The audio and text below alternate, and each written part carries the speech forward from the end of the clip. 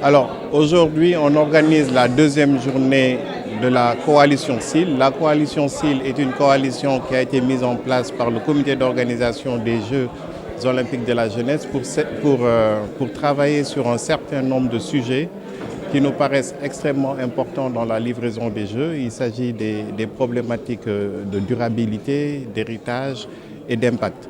Et la coalition a été mise en place en novembre 2024 et depuis lors, un plan d'action est en train d'être mis en place. Et aujourd'hui, l'idée, c'est de réfléchir avec les différentes parties prenantes, avec nos différents invités, sur les modalités de travail en vue de l'héritage de ces JOJ Dakar 2026. Cet héritage aura un impact sur la jeunesse et comme on l'a dit tout à l'heure en salle, l'héritage, l'idée c'est de le démarrer avant les Jeux. Comment démarrer l'héritage avant les Jeux? Il y a aujourd'hui un certain nombre d'infrastructures qui doivent être réhabilitées dans le cadre de ces Jeux, notamment le stade Iba Mar Diop. Et comme vous le savez, autour du stade, il y avait un certain nombre d'activités génératrices de revenus, notamment des mécaniciens, les cordonniers qui y étaient. Et l'idée, c'est de voir comment est-ce que ces travailleurs seront pris en charge pour que leurs activités économiques ne souffrent pas de la réhabilitation de cet âge. Et par exemple, typiquement pour les cordonniers, il sera mis en place dans le cadre de la réhabilitation de Iba Mar Diop un programme de construction de ce qu'on appelle la maison du cuir. Donc ce sont ce genre d'actes qu'aujourd'hui qui sont en train d'être posés afin de pouvoir bénéficier de l'héritage des Jeux avant les Jeux.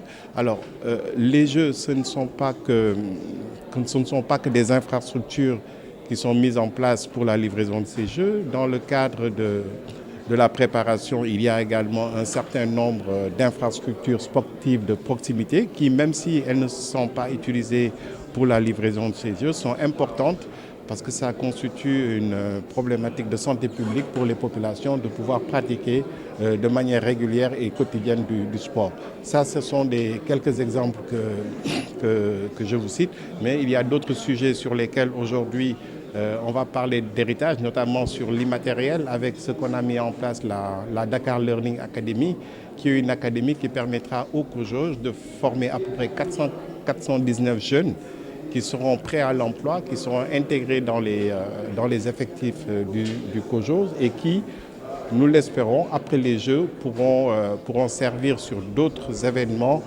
sur d'autres grands événements que le Sénégal pourra peut-être organiser. Aujourd'hui, au sein du COJOJ, on a divers départements qui travaillent sur ça. Il y a le département SIL, dirigé par Ibrahima Diagne. Il y a le département engagement avec Mme Fanta Diallo et aujourd'hui, des programmes sont en train d'être mis en œuvre afin que l'ensemble de la population sénégalaise puisse se sentir concernée par ces Jeux qui sont organisés pour la première fois en terre africaine à Dakar. Notre slogan, c'est Dakar organise pour le compte de l'Afrique. Dans ce cadre, nous travaillons étroitement avec les différents CNO africains. Les CNO, c'est les comités nationaux olympiques. Et même dans le cadre de la Learning Academy, on a prévu de réserver un certain nombre de candidatures spécifiquement aux autres comités nationaux olympiques africains. On a prévu de leur doter un quota de 2 par nation, de manière à ce que toute l'Afrique puisse se sentir concernée par l'organisation de ces Jeux au Sénégal.